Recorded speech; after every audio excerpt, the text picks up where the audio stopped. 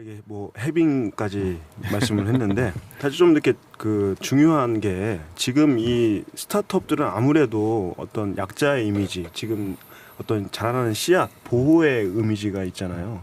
그리고 실제 그렇고 근데 이제 코로나로 뭐 여러 가지 이제 그 자기가 스스로 잘해야 되는 것도 있지만 사실은 그 생태계라는 오늘 주제는 정부도 있고 지자체도 있고 그리고 이런 VC 엑셀러레이터도 있고 뭐 여러 가지 이제 생태계 구성원들이 있는데 그러니까 포스트 코로나 이후에 이제 스타트업들의 활성화를 위해서 아니면 뭐 성공을 위해서 정부 입장에서 해야 될 일이 있고 그런데 정부 입장에서 사실은 많이 그 지혜를 모으고 있는 것 같아요 요즘에.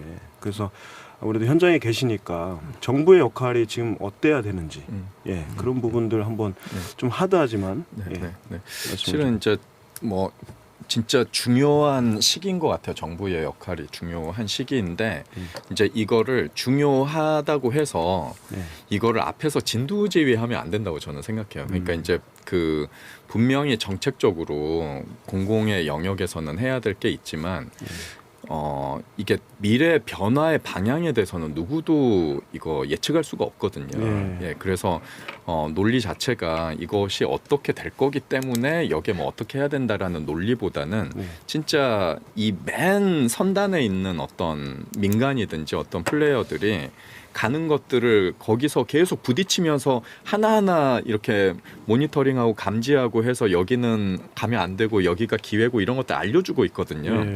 그런 것들 계속 끊임없이 소통하면서 그거를 방향타를 삼아서 가야 된다 생각해요. 정책의 자금 자체도 그런 면에서는 뭐 여기가 어쩌니까 뭐 우리가 이 방향에 확 쓴다라기보다는 어떤 민간의 어떤 참여자들을 많이 끌어들여 가지고 그들이 더 들어올 수 있게끔 민간에 가는 방향에 자연스럽게 할 수 있도록 어떤 촉매제 역할 정도 하는 식으로 하는 게 정책 자금의 효율성이 저는 훨씬 더 높을 것 같고요. 그 다음에 이제 그 사회적인 대응력 그런 관점에서 보면은 진짜 규제 같은 것들도 좀 되게 전향적으로 좀 바뀌어야 된다고 생각을 해요. 왜냐하면 실은 이제 기존의 그 사업 선배님들이 이제 한 번씩 사고를 치실 때마다 이게 규제들이 하나씩 생긴 거잖아요. 이런 게. 근데 예전하고는 또 사업 환경도 다르고 도덕적인 어떤 이런 기준이나 그런 윤리 의식도 많이 달라졌거든요. 그렇죠. 어떻게 보면 신뢰 지수가 많이 높아져 있기 때문에 그런 부분에 있어서는 좀 뭐 한번 그 예를 들면 KTX 같은 게 일례인데 KTX 표 검사를 안 하잖아요. 그렇죠. 만약에 그 뭐 무임승차하는 그 승객을 위해서 그걸 다 검사한다고 하면은 그 사회적 비용이 어마어마하게 드는 거거든요. 그렇죠. 근데 일단은 걸리면 엄벌에 처하지만 페널티 엄청 하지만은 믿고 안 하잖아요. 그렇죠.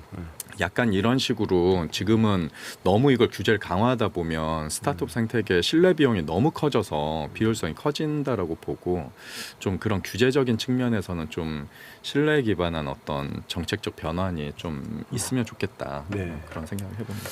예. 그러니까 종합해 보면 민간에 맡기고 그다음에 규제 협회 개혁을 하는 그런 수준으로 해야 된다는 말씀이시고요.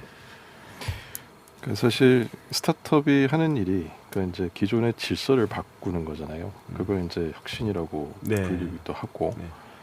근데 이제 기존의 질서를 바꾼다는 얘기는 기존의 질서를 이루고 있던 분들이 불편하실 수 있는 일인데 저는 이제 정부의 역할이 이제 그런 불편함을 잘 해소를 해주면서 뭔가 스무스한 트랜지션이 일어날 수 있게 해주는 거. 그건 사실은 정부에서 좀 도와줄 수 있는 일인 것 같아요. 그러니까 분명히 어떤 좋은 서비스가 나와서 많은 사람들이 굉장히 환호하고 편안해하고 하는데 그게 기존에 그 서비스를 제공했던 곳들이 이로 인해서 위협을 느껴갖고 이제 이거를 반대를 하죠. 그러면 그때 사실 저는 정부에서 좀 도와줘야 되는 역할이 어떻게 상생할 수 있을까. 그리고 이제 여기에 어떻게 보면 기존에 생존이 걸려 있으신 분들이 이 질서와 어떻게 공존할 수 있을까. 이런 어프로치가 좀 더 필요하지 않을까.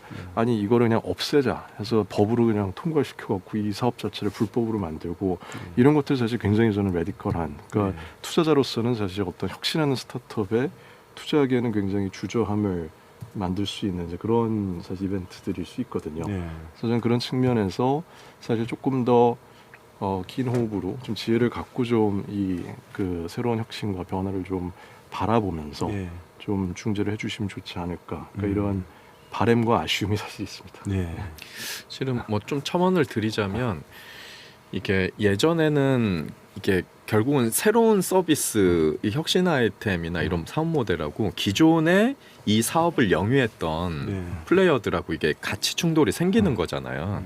근데 분명히 미래적으로는 여기로 가야 되는 게 맞는데 이 충돌을 어떻게 중재하고 할까, 이게 실은 이제 정부 입장에선 가장 큰 포인트라고 생각해요. 근데 지금 이제 코로나로 인해서 어떻게 보면 예전에는 이게 그냥 좋고 방향이 맞고 이런 되게 그 좀 수사에 그쳤다면은 지금은 억지로 이런 상황이 오면서 이거의 가치를 경험하게 됐거든요. 예. 그래서 저는 만약에 바꾼다면 실제로 이런 것들이 경험이 되고 유의미한 것들은 좀 사회적 합의를 이루기에 좀 지금은 괜찮은 뭐 완벽하진 않지만 모든 사람이 만족하진 않겠지만 그래도 한번 시도를 해볼 만한, 뭔가 바꿔가지고 해볼 만한 그렇죠. 그런 되게 좋은 기회라고 생각을 해요. 그래서 저는 기존의 질서의 어떤 불편함을 해소하기 위한 목적으로 이런 혁신을 통해서 고객한테 좋은 가치와 편함을 주던 사업이나 회사를 예. 그렇게 하루아침에 법으로 그냥 없애버리고 네. 불법화를 시키면 네.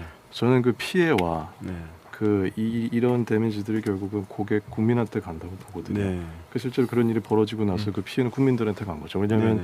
훨씬 더 좋은 서비스와 더 양질의 이런 거를 할 수 있었는데 네. 지금은 다시 그 전보다 못한 그 전에 어떤 불편함으로 돌아가서 다시 살아야 되니까. 예. 그래서 저는 그런 것들이 반복되지 않았으면 좋겠습니다. 예. 네. 맞습니다. 그러니까 정부의 역할은 이제 종합해 보면, 그러니까 그런 기술의 혁신이 이루어지는 그 걸림돌이 되는 게 아니라 불편함을 해소하고 그다음에 뭐 그런 어떤 역할로 전향적으로 바뀔 필요가 있다. 그런 이제 말씀을 종합해 볼 수 있는데, 사실 이제 정부의 역할도 있지만 또 이제 그 스타트업 중에 뭐 많은 분들이 그 얘기하기를 기술이 없으면 이제 안 된다. 그래서 이제 협력이라는 키워드가 되게 중요한데, 플레이어들이 되게 중요한 키워드, 이제 플레이어들이 정부 출연 연구기관도 있고, 그다음에 뭐 그 기존에 이제 기업들, 중견 기업들도 있고, 뭐 여러 이제 산학연 그 교수님들도 계시고, 그런 이 산학연 협력을 할 수 있는 플레이어들이 있는데, 물론 스타트업 생태계가 지금 이제 혁신이 왕성하려면 협력을 해야 되잖아요. 그래서 출연연의 역할이라든지 아니면 대학의 역할이라든지 그런 어떤 스타트업 생태계가 좋아지기 위한 협력의 어떤 생태계, 그 부분에 대해서 좀 이야기를 더 하고 싶은데요. 네. 실은 이제 저도 뭐 되게 많이 느끼고 있는데, 실은 이제 저희도 기술 스타트업에 투자를 많이 하는데 정말 많이 이런 그 애로점을 많이 느끼는 분야예요. 방금 말씀하신 게 협력이라는 부분에 대해서. 네.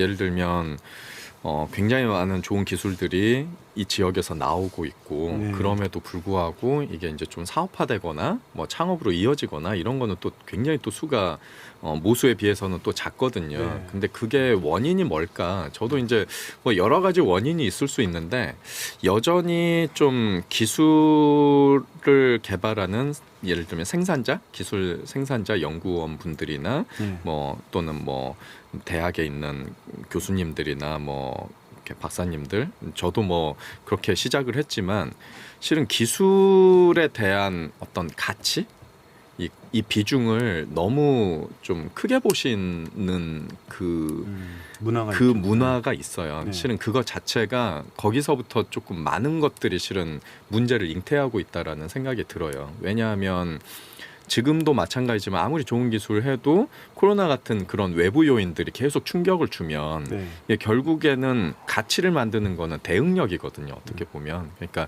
기술이라는 어떤 자체의 어떤 것보다도 네. 어떤 대응력인데, 좀 그런 면들이 앞으로 점점 더 커질 걸로 예상이 되고 그래서 시장에 대한 어떤 이해나 그거에 대한 대응력, 실행력 이런 것들이 굉장히 중요해서 실은 기술을 만드시는 분들도 좀 이 부분에 대한 이해 그리고 그런 다른 역할을 해주시는 분들에 대한 어떤 존중 뭐 이런 것들이 좀 역할에 대한 이해 이런 것들이 있으면은 훨씬 더 좀 빨리 가지 않을까라는 생각이 들고 또 거꾸로 이렇게 비즈니스를 또 이렇게 하시는 분들도 이 기술이 나오는데 얼마나 어렵고 또 이런 것들 또 이해해야 또 이들은 또 어떤 가치를 가지고 이런 것들을 했는지를 또 이해해야 되거든요. 어떻게 보면 상호적인 이해관계가 되게 부족한 게 가장 큰 문제라고 생각이 돼요. 그래서 좋은 시도들을 지금 많이 하고 그래도 있고 또 이런 것들이 자꾸 그 성공 모델들이 협업으로서의 성공 모델들이 좀 서로 공유가 된다면 좀 많이 개선되지 않을까 싶습니다. 네. 문화적으로 이해를 하는데 만나야 이해가 되지 않을까요? 그렇죠. 네. 하여튼 서로 이해가 충분히 필요하다는 말씀이셨고요.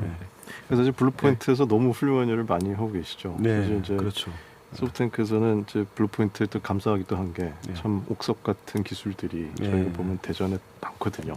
출연 연구소도 많이 있고 뭐 대학들도 있고 사실 박사급만 해도 뭐 몇만 명이 있는 정말 엄청난 재원이 있는 도시인데 여기에 잘 찾아보면 정말 좋은 기술들, 좋은 사업이 될 수 있는 기술들이 정말 많이 있는 것 같아요. 그걸 이제 가장 선봉에 쓰셔갖고 그걸 어떻게 보면 조금 더 고객 친화적으로 만들고 그게 나아가서 이제 저희 같은 투자자들이 투자할 수 있는 환경을 만들어 주시는 것 같아서 참 감사하게 생각하고 있습니다. 박수. 갑자기 칭찬의 분위기. 그러니까 사실 뭐 조금 덧붙여서 말씀을 드리면 저는 그런 면에서 이 연구단지에 굉장히 큰 희망과 미래가 있다고 여전히 생각을 하고요. 뭐 제가 단순히 유년기를 보내고 자랐던 곳이기 때문뿐만이 아니라 그런 이 인재들이 모여 있고 기술들이 있다라는 거는 할 수 있는 게 사실 굉장히 많다는 거거든요. 그렇죠.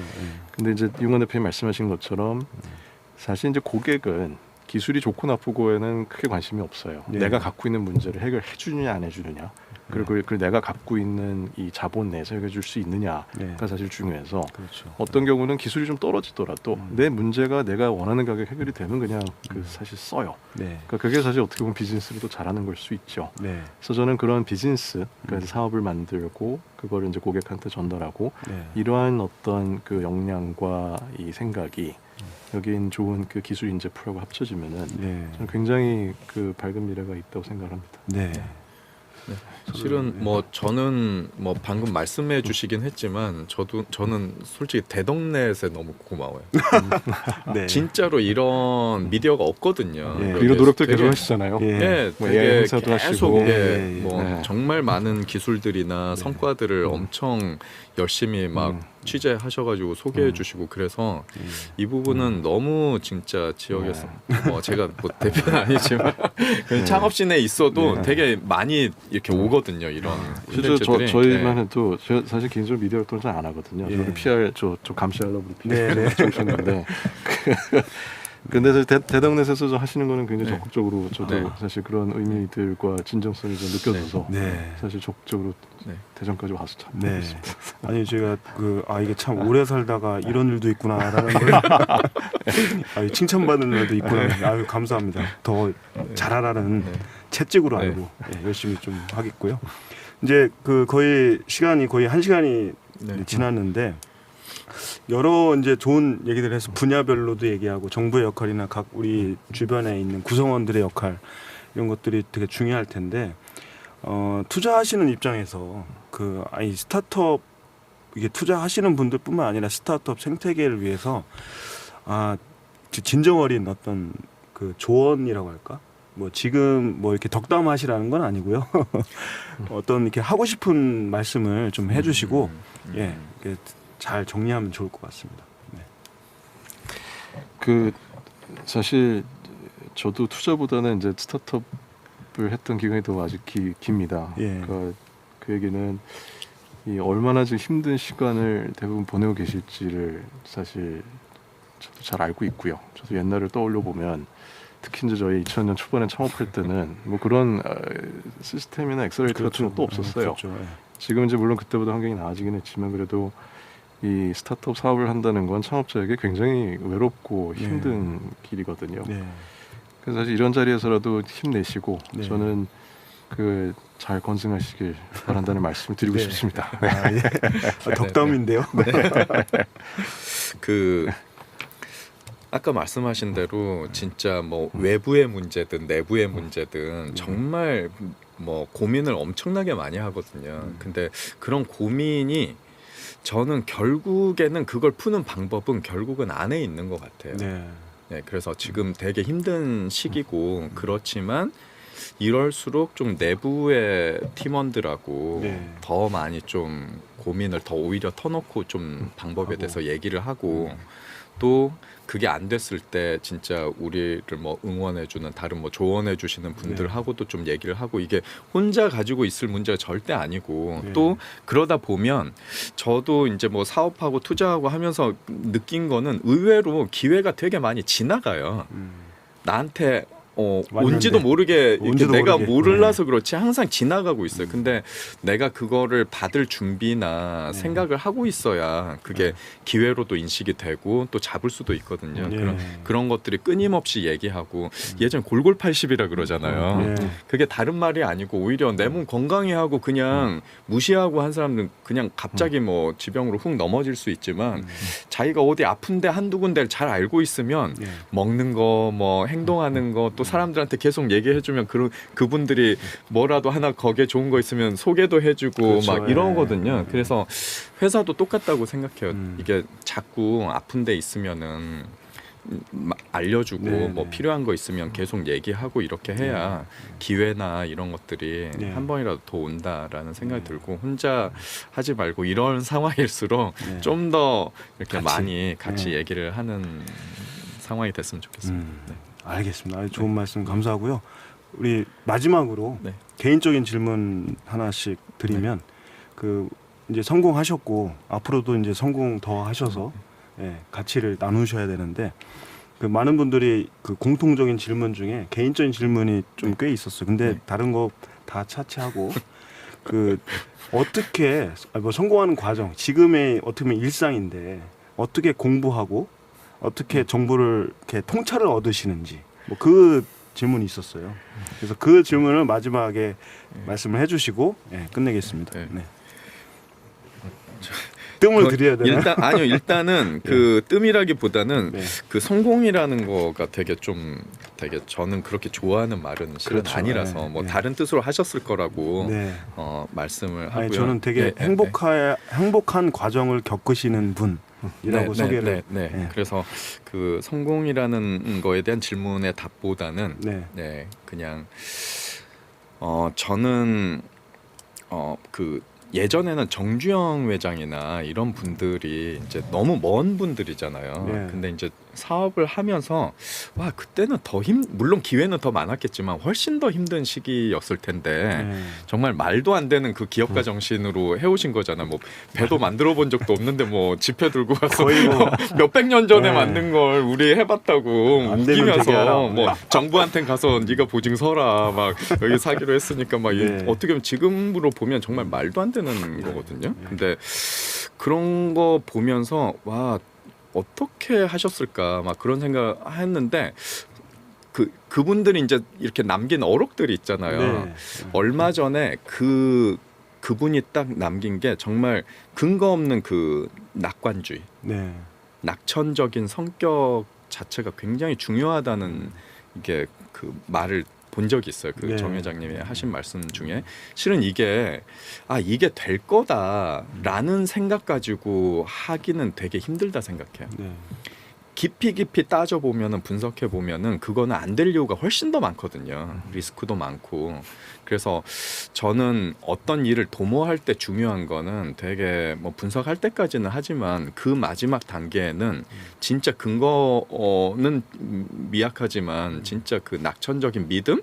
그게 되게 강한 힘을 준다고 생각해요. 그래서 뭐 어떤 인사이트 같은 걸로 뭐 그게 꼭 올라와야 한다라기보다는 이게 된다라는 어떤 긍정의 힘 그리고 그거를 느끼는 동조자들 이런 사람들하고 같이 머리를 맞대고 하면 오히려 그런 방식이 좀 푸는 좀 더 좋은 방식이 아닐까. 네. 그래서 저는 어떤 인사이트를 얻는 작업도 뭐 하지만 대부분은 이제 막 저도 듣고 뭐 하는 수준을 넘지는 못해요. 네. 근데 그 마지막 결정은 실은 되게 뭐 저 같은 경우는 그냥 믿음 될 거야. 네, 그냥 될 믿음. 거야. 네. 예, 라는 생각으로 그냥 마지막은 그렇게 던져야 되는 거 아닌가라는 생각이 듭니다. 네. 아, 네.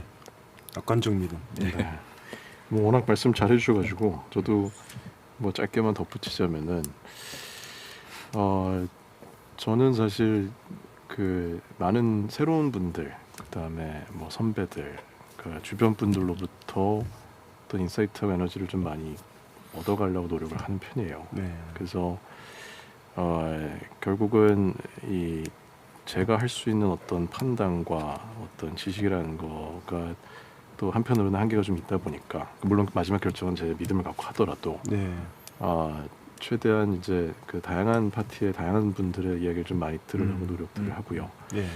그 사실 이 스타트업을 한다는 건 되게 아까도 말씀드렸고 좀 외로운 길이거든요. 네. 그러니까 결국 세상에 나 혼자 남아 있는 것 같고, 근데 제 생각에 그럴 때일수록 그 동종업계 다른 창업자들이나 선배들이나 좀 교류를 하고 만나고 터놓고 이야기를 하면서 좀 여러 가지 지식과 지혜들을 좀 얻는 노력 그런 것들이 굉장히 큰 도움이 된다. 저는 뭐 지금도 그러려고 노력을 하고 있고요. 좀 그러면 좀 어떠실까 이런 생각이 좀 듭니다. 교류하고 만나고 동찰을 얻자. 낙천적 믿음. 예, 좋은 말씀 감사하고요. 오늘 1시간 15분 가량 이렇게 방송을 진행하셨는데 말씀들을 너무 잘하시고 통찰이 있으시니까 역시 이 방송이 술술 1시간 동안 라이브로 된 것 같습니다. 네. 오늘 고생하셨고요. 네. 우리 그 스타트업 생태계를 위해서 두 분 더 활약을 잘해주셨으면 감사하겠습니다. 네, 우리 박수로 끝나겠습니다. 네. 감사합니다. 대표님 감사합니다. 감사합니다. 네, 감사합니다. 감사합니다. 감사합니다. 네, 감사합니다.